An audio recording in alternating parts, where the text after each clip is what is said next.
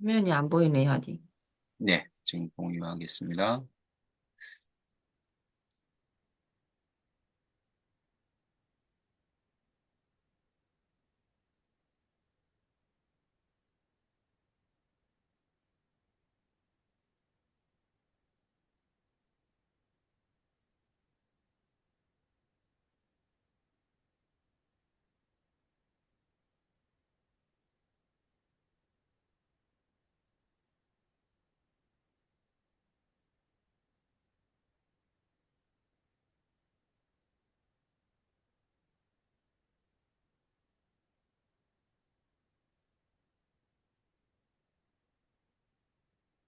공유됐나요? 네, 지휘자가 보이네요. 아니네, 뭐 까만 옷 입은 사람.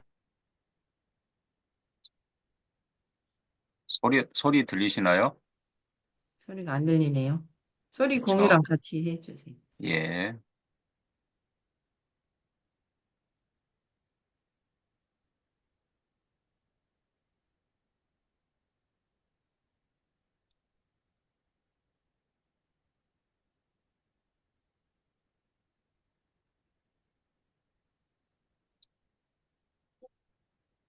네, 여기서 지금 이분이 우리나라에서는 가장 권위 있는 면역학자거든요. 근데 이분이 하시는 말씀이 후천 면역 반응이 5일 정도 걸린다라고 말씀을 하시잖아요. 그러니까 우리 몸에 바이러스가 들어왔을 때 반응하는 시간, 가서, 내 몸에 다른 게 들어왔네? 라고 인지하고 반응하는 시간이 5일 걸린다는 거예요. 그럼 내 몸에 감기 바이러스가 들어왔다고 예를 들면 그 감기 바이러스에 내 몸에서 내 몸에 있는 면역 시스템이 그 감기 바이러스를 인지하는 시간이 5일 걸린다는 겁니다. 그러면 내가 감기를 거의 앓고, 이제 끙끙 앓고, 고통을 몸으로 다 느낀 다음에 내 몸에서는 그 감기 바이러스에 대한 인지를 한다는 것이죠. 그런데 일반적으로 사람들이 그냥 감기를 알면 그냥 그런 줄 알고 살지 않아요. 일반적으로 감기가 약을 먹든 약을 안 먹든 일주일이 갑니다. 그것을 그냥 당연한 것으로 여기고 살았다는 것이죠. 그래서 감기를 자주 앓으면 어떤 현상이 벌어지냐면 그만큼 면역에 대한 기초분이 약하기 때문에 감기에 그만큼 자주 노출됐다는 것은 다른 기능, 다른 계통, 다른 기관이 그만큼 노출이 돼 있다는 거거든요, 바이러스에. 그러면 바이러스에 노출돼 있다는 것은 다시 얘기하면 질병에 노출돼 있다는 말과 동일한 거거든요. 이제 그런 부분이 있습니다. 그래서 이분이 하시는 말씀이 후천적 면역, 적응 면역이죠. 이제 제가 저번 주에도 저전번 주에도 후천적 면역과 선천적 면역, 적응 면역과 그다음에 이제 그 부분에 대해서 개념을 말씀을 드렸죠. 그래서 면역 반응은 한 5일 정도 걸린다. 그런데 그 5일이라는 기간이 어떤 부분인지 한번 볼게요.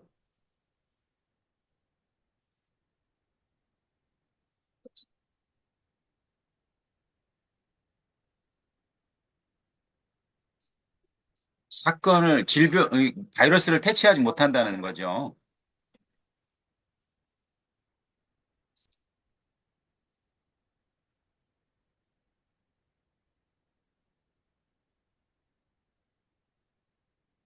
네, 이제 여기까지 들어보셨죠? 그래서 선천면역은, 어, 바이러스에 대처하는데 즉각적으로 대처는 해주지만 그 바이러스를 궁극적으로 퇴치하지는 못한다는 것이죠. 우리가 이제 아이에게 엄마가 초유를 주는 데 있어서의 그 역할은 바이러스에 즉각적으로 대처해서 초동 대응을 해줘요. 그리고 초동 대응을 해준 다음에 후천 면역, 그 후천 면역에 대한 면역 시스템이 가서 그걸 정결시켜주는 역할을 하는 서로 유기적으로 그런 부분이 아주 순간적으로 일어나는 것이죠. 그런데 이제 그런 부분이 5일 걸리다 보니까 대응이 늦죠. 그러니까 몸에서는 모든 걸 다 느낀 다음에 그것이 이제 완결되는 어, 부분으로 가게 된다는 그런 이론입니다.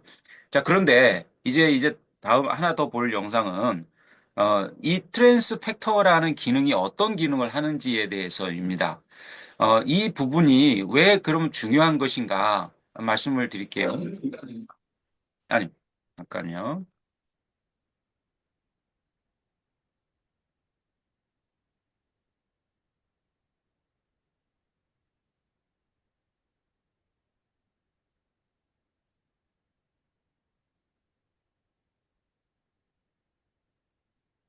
자, 여기 보시면 이제 후천연 면역을 얘기하는 겁니다. 지금 적응 면역을. 포라이프 트랜스펙터는 2시간 이내에 면역 시스템을 활성화시킨다. 5일 걸릴 걸 2시간으로 땡겨버리는 그런 겁니다. 그러니까 우리가 감기 바이러스가 내 몸에 들어왔어요. 지금 들어온 상황이에요. 그런데 트랜스펙터 600mg 이상이 들어가면 이 내 몸에 있는 면역 시스템이 2시간 만에 움직여 버린다는 거죠. 그걸 빨리 적응을 한다는 것이죠. 그래서 바로 인지하고 바로 출동해서 바로 퇴치를 해버리니까 내 몸에 바이러스가 들어와서 몸이 조금 이상하다라고 생각하면서 그냥 정상적인 몸 상태가 되는 거죠. 그러면 5일을 앓고 일어나야 되는데도 불구하고 아니면 5일을 불편하게 지나면서 그 시간을 지나가는 것과 2시간 만에 그것을 해결하고 건강한 일상을 평생을 살아가는 것과는 어마어마한 차이가 있겠죠. 1년에 예를 들어서 몸살을 내가 정기적으로 한 대여섯 번을 치르고 넘어가는 그런 상황으로 삶을 사셨다라면, 아니면 뭐 한 달에 한 번씩 감기를 앓으시는 분도 있고, 환절기가 거치면서 이제 감기를 앓으시는 분도 있는데요. 감기를 앓고 나면 몇 주 동안 굉장히 힘들죠. 그거를 정상화시키는 데 있어서 내 몸의 시스템이 그걸 정상화시키는 데 있어서 굉장히 힘든 시간을 또 보냅니다. 그리고 이제 기운도 많이 이제 없고 그런 스태미나에 대한 부분도 많이 부족하게 되죠. 그래서 또 보양식을 먹는 이제 그런 저도 사이클을 살았는데 트랜스펙터를 만나고 나서 이제 그런 부분들이 굉장히 많이 줄었죠. 그리고 이제 10년 동안 병원에 갈 일이 없죠. 그리고 감기에 대한 부분은 뭐 거의 예, 상관없이 살아가는 거죠. 왜? 그 부분이 바로 이 기전 때문에 그렇습니다. 내 몸에 바이러스가 들어왔을 때 2시간 만에 퇴치할 수 있는 능력, 그것이 이제 내 몸의 면역 시스템 안에 갖춰져 있다는 것이죠. 그거를 안다는 것은 굉장히 중요한 사실이죠. 조금 전에 본 동영상, 그 면역 석학이라고 하는 그분도 사실 트랜스펙터를 모르다 보니까 그 이론만 가지고 있는 거죠. 그거는 명확하게 과학적으로 증명된 거. 5일 동안 5일 이내에는 내 몸에서 반응하는 것을 발견하지 못했기 때문에 그런 이론을 내놓는 거죠. 그런데 이제 이분이 트랜스펙터를 만났다라면 어마어마한 또 다른 이론을 가지고 말씀을 하시겠죠. 그런 부분에 대해서. 이제 그런 겁니다. 그래서 이런 부분들을 우리가 알므로 인해서 어떤 부분이 이제 왜 그렇게 될 수밖에 없는가, 왜 되는가에 대한 부분이죠. 임상적으로 증명되었습니다. 비타민도 미네랄도 허브도 아니다. 면역 전달 인자입니다.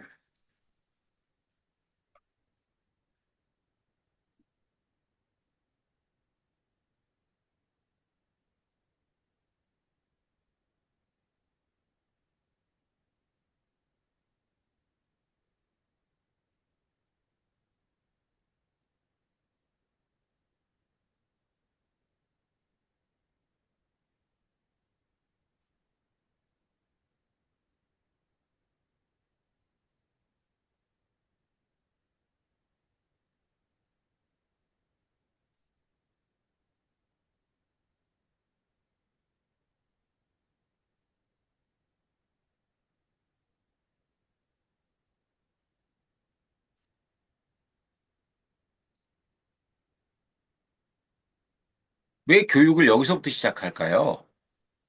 우리의 면역 시스템은 장에 70%가 몰려 있습니다.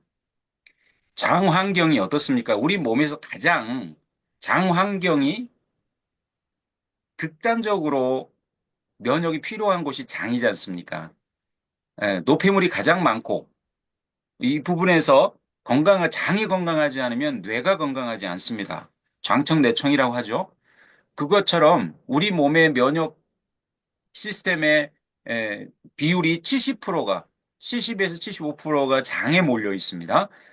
그래서 장 건강이 면역 건강과 아주 밀접하게 연관을 갖는다라는 것이죠. 그래서 장이 건강한 사람들은 모든 부분에서도 건강하다라고 하는 부분을 것을 우리가 알 수 있죠. 근데 한국 사람들은 거의 장 건강이 안 좋습니다. 그것은 수백 년 동안, 수천 년 동안 우리 몸의 먹거리, 우리 이 한국 사람들의 먹거리 때문에 그렇죠. 그것은, 헬리코박터균이 우리 이 한국 사람들에게 또 많다는 이유가 그것 때문에 그렇죠. 그것은 하나의 원인이 국물 문화입니다. 국물 문화. 국물을 많이 먹게 되면 염도가 많겠죠, 아무래도. 그러다 보니까 우리 몸의 장 환경이 극단적으로 좀 힘든 그런 상황으로 만들어지는 것이죠. 그래서 우리나라 사람들의 위장 상태가 굉장히 많죠. 위염도 많고 위궤양도 많고 또 그러다 보니까 위암도 많습니다. 이제 그런 국민성이 있다 보니까 그런 부분들이 이제 장에서부터 출발하는 이 면역이 장에서부터 출발하는 것이 굉장히 중요하다라는 것을 우리가 좀 더 인식하고 국물을 좀 줄이고 국물을 좋아하시는 분들은 그 국에 있는 건더기만 먹고 국물을 최대한 줄여 먹는 이제 그런 식문화로 좀 개선을 해주는 것도 굉장히 좋겠죠. 그래서 이제 이 트랜스펙터가 장에서부터 교육을 시작한다라고 하는 것도 좀 말씀을 드립니다.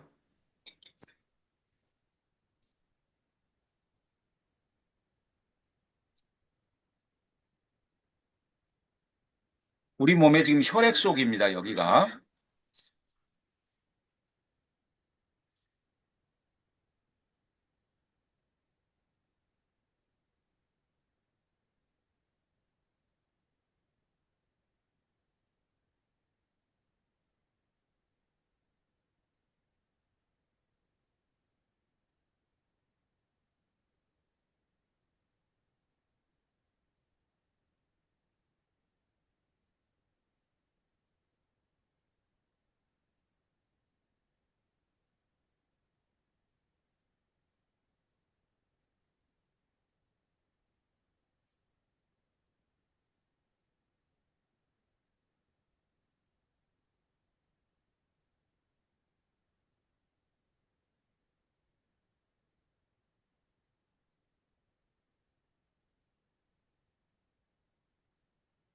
네, 이처럼 림프절이라고 하는 곳에 또 그럼 왜 면역세포들이 많느냐? 림프절에는 또, 모든 노폐물이 또 거기 쌓이죠.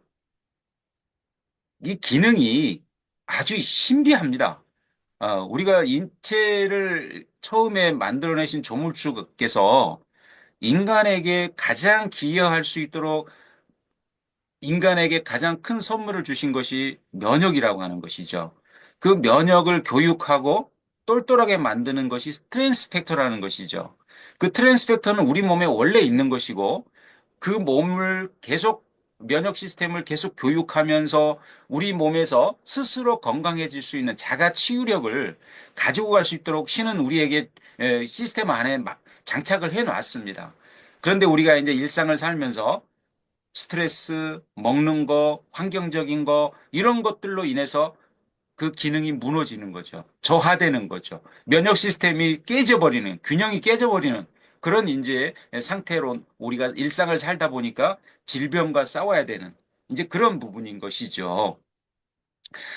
이제 우리가 천국이라는 것과 극락이라는 것과 지옥이라는 것과 여러 가지를 우리가 이제 일상에서 얘기를 하고 삽니다.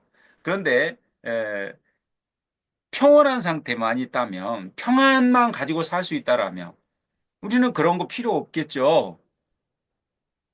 질병이 없을 테니요. 그런데 그렇지 않잖아요. 현실은 우리에게 굉장히 험악하고 아주 극단적인 어떤 상황들을 만들어 갈 수밖에 없는 환경에 우리가 놓여 있고 그 놓여 있는 환경 속에서 우리의 건강은 무너지고 건강이 무너지니 또 우리의 삶이 굉장히 최악의 에, 불편을 겪으면서 살아갑니다. 음, 저는 큰 질병을 겪어보지는 않았습니다. 그런데 옛날에 이제 아주 어렸을 때 17, 18, 그 19 그때에 에, 폐결핵을 알아봤습니다. 그런데 각혈을 하면서 그거를 알았기 때문에 굉장히 고통스러웠어요. 그러니까 공포스러웠던 거죠. 각혈이 막 울컥 넘어오는데 거의 이제 요즘 조그마한 그 대야로 거의 3분의 1, 반 정도를 쏟았거든요. 이 각혈하는 거를. 그게 그냥 단순히 그냥 한 번, 두 번 하고 끝나는 게 아니라 몇십 분 동안 그걸 해요. 몇십 분 동안. 멈추질 않아요. 그게. 그런 고통을 한번 아주 공포를 느꼈던 시간이 있었는데, 이제 그 이후로 그거를 회복하는 데 있어 시간이 오래 걸렸죠. 거의 한 2년을, 한 주먹씩 아침, 저녁으로 약을 먹었으니까요. 이제 그러다 보니까 건강이 완전히 무너졌죠. 굉장히 독합니다. 그 약이. 그래서 이제 지금도 이렇게 그 엑스레이를 찍어보면 그 흉터가 있죠. 그 폐기력은 흉터가 있습니다. 계속 남습니다. 평생 죽을 때까지 남는다 그래요. 그게 없어지지 않는다고 합니다. 그것처럼 굉장히 그 독한 약으로 그걸 이제 치료를 했습니다. 자, 맞습니다. 약이라고 하는 것이 먹고 우리가 치료로 돼야 되잖아요. 치료가. 근데 요즘 현대인들이 앓고 있는 자가 면역 질환이라고 하는 거, 그건 완치가 안 돼요. 약이 점점 늘어나요. 그리고 10년, 20년, 30년씩 약을 먹어요. 그건 약이 아니죠. 약이라고 하는 것은 제가 경험했던 것처럼 열심히 정성스럽게 내 몸에 투여를 했을 때, 내가 섭취를 했을 때 치료가 돼야 되잖아요. 그리고 끝! 이제 그만 드셔도 됩니다라는 종결되는 시점이 있어야 돼 약인 것이잖아요, 그게. 근데 현대인들이 지금 앓고 있는 자가 면역 질환은 면역 시스템이 깨져서 불균형에서 오는 거기 때문에 면역 시스템을 정상적으로 만들어주지 않으면 완치가 안 됩니다. 그래서 약이라고 하는 개념이 그 질병을 눌러줘서 외부로 나타나지 않도록 더 증식되지 않도록 해주는 기능마저도 못하고 있잖아요. 왜요? 약을 먹으면 먹을수록 합병증이 늘어나죠. 당뇨를 앓는다고 한번 가정을 해볼까요? 당뇨를 앓게 되면 모세혈관이 다 망가져 버립니다. 그래서 점점 합병증이 오죠. 근데 거기에 대응하는 약을 또 먹습니다. 그리고 신장이 완전히 맛이 가버리죠. 그래서 모세혈관 덩어리 이 신장이 완전히 맛이 가버립니다. 그러면서 투석을 하게 되고요. 투석을 하게 되면 이제 몸에 괴사가 오기 시작합니다. 그러면서 몸에 절단을 하는 그런 극단적인 상황까지 가고 이제 합병증으로 인해 사망에 이르는 일이 이루어지는데요. 이것처럼 현대인들의 그 현재 상태의 건강 상태는 굉장히 심각하다. 당뇨병을 앓고 있는 인구가 거의 지금 인구의 3분의 1이 됩니다. 근데 당뇨 전 단계까지 하면 더 된다는 것이죠. 근데 중요한 것은 당뇨를 자기가 당뇨라는 거, 당뇨로 가고 있다라는 것을 모르는 분들이 더 많다는 거죠. 이게 굉장히 심각한 겁니다. 그게 당뇨 전 단계라고 하는 건데요. 그것처럼 우리 현대인들이 지금 현재 자가 면역 질환에 노출되어 있는 거, 면역 시스템의 불균형이 깨져서 오는 질병에 노출되어 있는 이게 굉장히 심각하다는 것이죠. 근데 요즘 제가 느끼는 건데요. 우리 주변에 한 명에서 한 단계, 두 단계만 건너면요. 다 자가 면역 질환을 한두 가지씩 다 가지고 계시다는 거죠. 어떤 가정은 가족 전체가 자가 면역 질환에 노출되어 있어요. 당뇨병, 고혈압, 갑상선, 각종 경화증. 그게 거의 이제 한 100가지가 이르는데요. 지금 현재 이름을 가진 것만, 이름을 안 가진 것, 병명을 모르는 질병도 현대에 많잖아요, 지금. 몸은 아픈데 뭔지 모르겠어. 질병명이 안 나와요. 그런 경우가 너무 많은데 지금 이제 그런 부분들 때문에 상당히 많이 힘든 상황입니다. 잠깐만요. 다시 한번 이제 공유를 제가 하고 사장님들과 함께 또 진도를 나가 보겠습니다. 공유 중지를 하고요.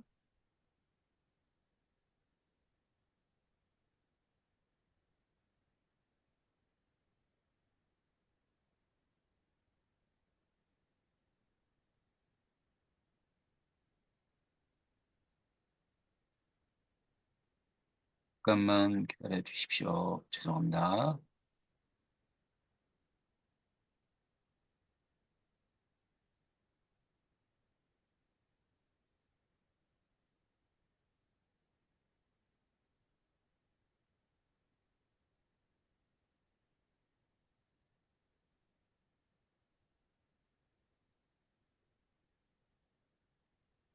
네, 지금 이제 제가 오늘 아침에 진도 나가려고 하는 부분이 우리 사장님들과 이제 면역 구조 또 기능에 대해서 이제 조금 더 같이 나눌까 합니다.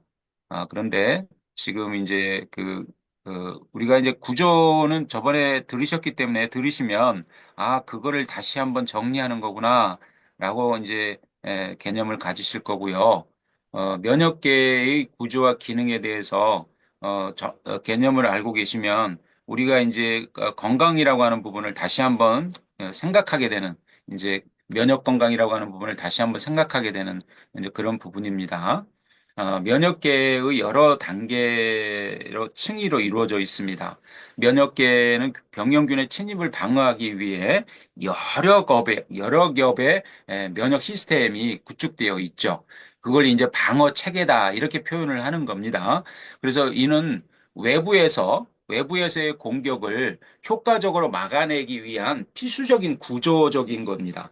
이것은 우리가 조금 전에 말씀을 드렸습니다만 우리가 가장 조물주에게 가장 귀한 선물을 받은 거죠. 우리가 인생을 살아가며 삶을 살아내면서 외부에서 들어오는 비자기 것, 내 것이 아닌 것과의 싸움, 전쟁. 어, 저번에도 제가 비유를 들었습니다만, 우리나라는 그걸 굉장히 체감적으로 느낄 수가 있는 것이죠. 우리나라는 이 외부의 침입에 있어서 하루도 긴장을 풀면 안 되는 나라의 시스템에 살고 있잖아요. 어, 그래서 전방이라고 하는 부분은 철통같이 지키고 그것을 여러 가지 시스템을 통해서 지키죠. 공중을 통해서, 육상을 통해서, 해상을 통해서 또는 위성을 통해서 여러 가지 시스템을 통해서 완벽하게 철벽 수비를 하기 위한 방어 시스템을 가지고 있습니다. 그런데 아무리 많은 방어 시스템을 갖고 있다 해도 그것을 지키는 구성원들이 똘똘하지 않고 깨어있지 않다라면 아무 의미가 없잖아요. 순간적으로 침입해 들어오는 적을 인식하지 못한다라면 전방은 무너지는 거죠. 그리고 후방까지 이제 밀고 들어와서 우리의 건강을 무너뜨려 버리는 역할을 하는 것이죠. 그래서 1차 면역기관, 그게 피부든 점막이든 그 1차 면역기관이 튼튼하게 아주 똘똘한 병사들로 면역 시스템, 그런 면역 세포들로 구성이 되어 있고 그 면역 세포들이 대응을 정확하게 해줄 수 있다라면 우리는 건강한 일상을 살아갈 수 있다는 것이죠. 그게 면역계의 방어 체계를 구축하는 겁니다. 그게 시스템적으로 완벽하고 건강하고 똘똘한 면역 세포들, 우리 몸에는 60개 조의 세포가 있습니다. 그 중에서 약 2개 조의 세포가 면역 세포입니다. 그 수많은 면역 세포들이 깨어 있을 수 있느냐라는 거죠. 그 면역 세포들이 똘똘하냐라는 거죠. 정예화 부대가 중요한 게 아니고 그 정예화 부대가 진짜 제 기능을 할 수 있는 시스템 안에서 자발적으로 자원하는 그런 기능을 할 수 있냐라는 것이죠. 그게 이제 면역 건강이다라고 하는 걸로 표현할 수 있는 겁니다. 그래서 면역계의 여러 단계의 층위가 있습니다. 그 부분을 한번 같이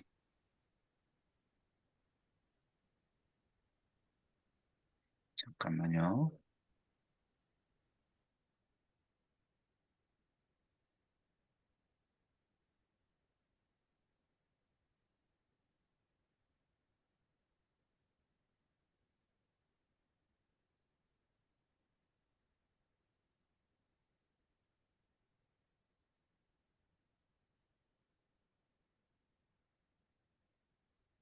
왜 소리 공유를 켜야 돼?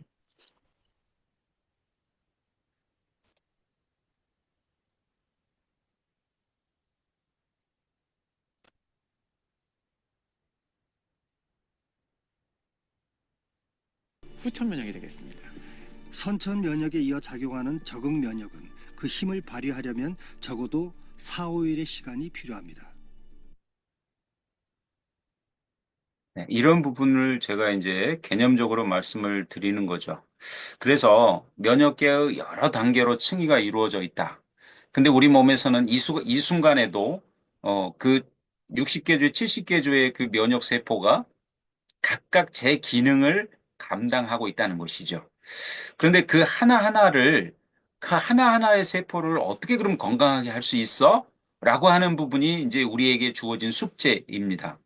근데 먹는 것이 요즘은, 매번 말씀을 드립니다만, 먹는 것이 사실 몇십 년 동안에 너무 길지 않은 시간임에도 불구하고 급격하게 환경이 바뀌면서 우리가 지금 먹는, 우리가 어렸을 적에 먹는 음식과 지금의 먹는 음식은 너무 차이가 많습니다. 가장 중요한 게 우리 몸에 면역 세포들을 건강하게 순환시킬 수 있는 기능을 제대로 작동할 수 있는 부분들이 영양소이잖아요. 우리가 먹는 영양소가 너무 빈약하고 편협돼 있고 또 영양의 불균형으로 인해서 우리의 건강이 그만큼 제대로 작동할 수 있는 그런 시스템으로 우리에게 주어지지 않는다는 것이죠. 거의 미네랄이 없는 음식을 먹다 보니까 우리 몸에 있는 효소를 생성해서 그 효소로 인해서 대사 기능이 이루어져야 되는데 또 불구하고 그 부분이 예, 주어지지 않다 보니까 이제 건강에 굉장히 큰 위협을 받는 이제 상태까지 가는 것이죠. 그래서 우리가 우리 건강, 이 건강이라고 하는 부분을 지키기 위한 지혜가 필요한 것인 그런 시대를 살아가고 있는 부분이다라는 것이죠. 그래서 방어벽 역할의 피부, 세포벽, 점막 이런 부분이 이제 1차 기관이잖아요. 첫 번째 방어선이다 이렇게 표현을 했습니다. 그래서 외부 병용균이 체내로 침입하는 것을 막는 중요한 역할을 하는 첫 번째 기능. 이제 이 부분이 지금 어디라고요? 피부, 그 다음에 세포벽, 그리고 점막, 이 부분이 있죠. 그래서 제가 저번에도 말씀드렸습니다만 입에서부터 항문까지 있는 점막기관이 피부다 그랬어요. 피부. 근데 그게 아니, 피부의 내피다, 외피다라고 말씀을 드린 것 중에서 어디다? 외피다라고 말씀을 드렸잖아요. 지금 우리 이 손등 만지는 것과 똑같은 거죠. 예. 그러니까 우리가 지금 이 손을 매일 자주 씻으라는 이유가 뭡니까? 여기에 바이러스나 세균이 붙어서 이 피부 점막을 뚫고 들어가는 것을 막기 위해서 그러는 거잖아요. 그래서 자주 씻으라고 하는 거잖아요. 근데 우리 점막도 마찬가지입니다. 입에서부터 항문까지가 씻을 수 있는 거 아니잖아요, 이거는. 면역기관이 건강해서 그것을 작용을 해야지만 가능한 거잖아요. 건강해지는 것이. 그런 부분이기 때문에 우리가 면역 건강을 얼마만큼 잘 갖추느냐라고 하는 부분은 그렇게 그만큼 중요하다는 것이죠. 그래서 방어벽 역할의 피부, 세포, 점막 이 부분에 대해서 같이 한번 보겠습니다. 바이러스는 생물의 체내로 침투한 그 순간부터 생존을 위한 복제와 증식을 반복합니다. 때문에 바이러스의 목적은 우선 사람의 몸속으로 들어가는 것이죠. 그렇다면 우리 몸에서 적의 침입을 방어하는 1차 관문은 어느 곳일까요? 몸의 가장자리로서 겹겹의 세포층으로 이루어진 외벽. 이분도 굉장히 심각하죠. 각질화된 표피층을 뚫기란 바이러스 입장에서 매우 어려운 일이지만 네, 물리적 점막입니다. 자극에 의해 피부에 상처가 나거나 눈, 코, 입 등 외부와 연결된 부위의 점막이 약해졌을 때 1차 면역 방어선이 뚫리게 됩니다. 네, 여기서 지금 표현을 하기를 약해졌다라고 표현을 했습니다. 그것은 무슨 얘기입니까? 면역 기능이 저하된 부분을 얘기하는 것이죠. 어떻게 더 약해졌다라고 표현을 할까요? 우리가 코가 약해진다라는 표현을 어떻게 합니까? 설명할 수 있으세요? 약해졌다. 뭐 이게 지금 힘이 없는 겁니까? 그럼 코뼈가 흐물흐물해져가지고 약해지는 겁니까? 면역이 떨어졌다가 아니에요? 그렇습니다. 그런 거죠. 그 얘기를 하는 겁니다. 그래서 우리가 코 속, 입 속, 눈도 마찬가지고요. 이런 점막 기능이 약해졌다라고 하는 부분, 그것은 면역 기능이 저하되어 있고 면역의 균형이 깨져 있다라는 것을 표현하는 것이죠. 그러므로 인해서 우리 몸에 바이러스나 외부 물질이 들어왔을 때 대응을 못 한다는 것이죠. 그래서 이제 우리가 이제 이 식도라는 부분이 이 식도라고 하는 부분은 편모가 이렇게 이렇게 아주 얽히설키 섞여서 아주 건강한 산모들은 그 부분을 이 호흡을 통해서 또 기침을 통해서 바이러스가 들어갔을 때 밖으로 토해내는 역할을 하는 거죠. 밖으로 내보내는 역할을 하는 겁니다. 그런데 그게 대응이 안 되면 이제 계속 내 몸의 점막 세포들을 통해서 혈관으로 침투하고 되는 것이죠. 그래서 지금 방어벽 역할을 하는 피부, 그다음에 세포, 점막 이 부분을 같이 보셨어요. 그래서 이 장벽은 물리적, 화학적 방어 기능을 동시에 수행하게 되어 있습니다. 그래, 이런 부분들이 명확하게 제 기능을 못 해줄 때에 우리는 이제 건강에 대한 부분, 면역 건강에 대한 부분을 굉장히 위협받는 기능, 단계까지 간다는 것이죠. 그래서 이제 화학 반응이라고 하는 부분을 같이 봤습니다. 그래서 우리 몸에는 면역계는 여러 종류의 화학 물질을 사용해서 병원체 증식을 저해하고 감염을 예방하는 데 중요한 기여를 하게 되어 있습니다. 그래서 우리 몸에서 화학 반응이 일어나는 것이 이제 효소들이 하는 역할들이죠. 각종 효소들이 장내에서 이제 미생물들에 대한 면역 기능을 정상화시킬 수 있도록 그런 이제 기전을 우리 몸에서 가지고 가야 되는데도 불구하고 그 부분이 제대로 작동하지 않을 때 우리는 건강에 위협을 받는 것입니다. 그래서 건강이라고 하는 부분이 우리 몸에 작용이 되려면 현대에 사는 우리의 모습에서 보면 너무나 많은 정보들의 홍수 속에서 살아갑니다. 그리고 너무나 많은 것들이 우리 주변에 넘쳐납니다. 그러기 때문에 더 힘듭니다. 왜요? 무엇을 선택해야 되는지에 대한 결정적인 결정이라고 하는 부분에서 굉장히 혼란을 가지고 오게 되는 것이죠. 그래서 어떤 것을 선택해서 내가 내 몸의 건강을 유지해 갈 수 있도록 할 것인가에 대한 이제 가성비에 대한 부분도 또 거기에 뒤따라오게 되는 것이죠. 많은 것을 선택해 봤는데 만족스럽지 않아. 그거에 대해서 굉장히 불신이 많고 또 의심이 생기게 그것도 환경이 주어지고 그러다 보니까 더 힘들어져. 또 그걸 선택을 하는 데 있어서의 굉장히 많은 부분들이 우리에게 더 힘든 그런 삶을 살아갈 수 있도록 한다는 것이죠. 저는 깜짝깜짝 놀랍니다. 어떤 부분이요? 큰 마트 같은 데 가보면요. 건강기능식품이 집채만큼이 아니라 아주 빌딩 크기만큼 쌓여 있어요. 어마어마하게 쌓여 있어요. 그걸 일반인들이 그걸 사서 이제 섭취를 하게 되는데, 잘 아시죠? 유통이라고 하는 부분은 중간에 거의 70%, 60에서 70%가 중간에 녹아 있습니다. 유통에 녹아 있는 것이죠. 그러면 70%에서 60%가 그 유통 단계에서 중간 이득을 만들어 가는 거잖아요? 그러면 과연 그 원료에는 얼마만큼이 들어갔을까라는 거죠. 얼마만큼의 가성비가 그 원료 안에 녹아 있냐라는 것이죠. 그런 제품을, 그런 기능들을 하는 제품들을 우리가 가성비를 따질 수가 없습니다. 몸에 기여하는 바는 20%에서 30%라는 거예요. 그러면 그 20%와 30%의 그 수준의 가성비를 가지고 내 몸에 유익함을 줄 수 있다라고 하는 것을 생각하는 것 자체가 어불성설이잖아요. 좀 이해가 안 되잖아요. 그런 부분들이. 네. 그래서 이제 요즘은 이제 많은 그 단계들을, 유통 단계를 줄이잖아요.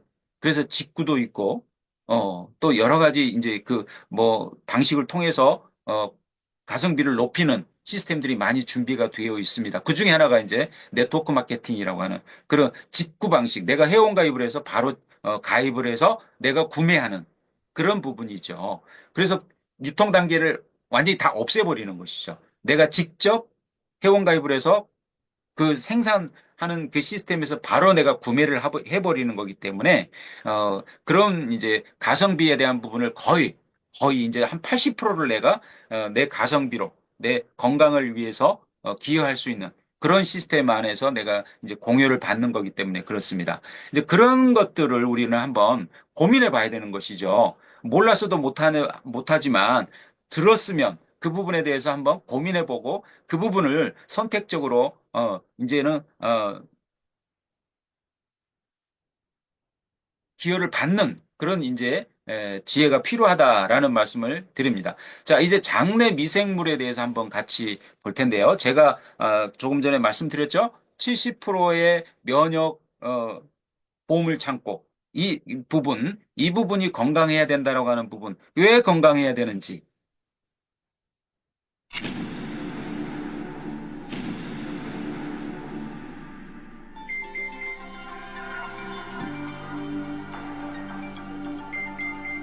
인간의 몸은 장기, 그리고 눈에 보이지 않는 수많은 미생물이 합쳐져 이루어진다. 인체에 서식하는 미생물의 90%가 장내에 존재하고, 장내의 유익한 미생물들은 면역 체계의 균형을 맞추는 데 중요한 역할을 한다. 장내 유익한 미생물이 많으면 불필요한 면역 반응을 억제하는 면역 유익균이다라고 반응이 얘기를 일어나고, 합니다. 방어 기전이 있는 항체도 생겨 정상적인 면역 반응 능력이 형성된다.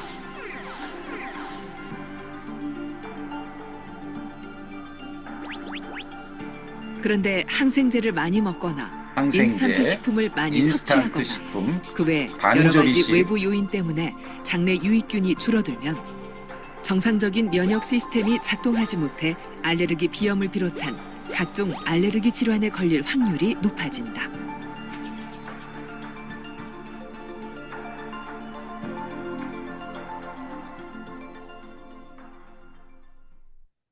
자, 장내 미생물이라는 것이 이렇게 중요합니다. 그런데 우리가 오늘 먹는 먹거리, 가장, 우리가 간단하게 먹지 뭐, 이런 말을 자주 하죠. 그리고 쉽게 먹을 수 있는 것들이 우리 주변에 널려 있습니다. 너무너무 많죠. 그런 음식들을 먹다 보면 장내 환경이 엉망이 되는 것이죠. 이 미생물이라고 하는 부분은 우리 몸의 장 속에는 유익균이 있고 무익균이 있는데 이 중간균이라고 하는 부분이 굉장히 중요합니다. 이 중간균이 어느 쪽으로 치우치냐에 따라서 우리의 장 환경은 굉장히 다른 환경에 놓이게 되는 것이기 때문에 그렇죠. 이 중간균을 얼마만큼 유익균 쪽으로 가서 협력할 수 있는 환경을 만들어 주느냐라는 것이죠. 그만큼 우리 장 환경은 동영상에서 얘기했죠. 90%의 미생물들이 존재하는 곳. 예, 거기에 우리 전체 몸의 면역 시스템의 70%가 장에서 이루어진다라고 하는 거. 그만큼 중요한 것이 장 건강이고 그 부분 때문에 우리는 건강이라고 하는 부분을 어떤 기준점에 서 있는 것이라고 표현을 해도 부족함이 없는 그런 부분이라고 하는 부분 잊지 마셨으면 좋겠고요. 자, 그 다음에 이제 면역 반응 유도, 그 다음에 사이토카인이라고 하는 부분은 저번에 이제 저전번주인가요? 강의에서 한번 들으셨습니다. 사이토카인이 과연 뭘까?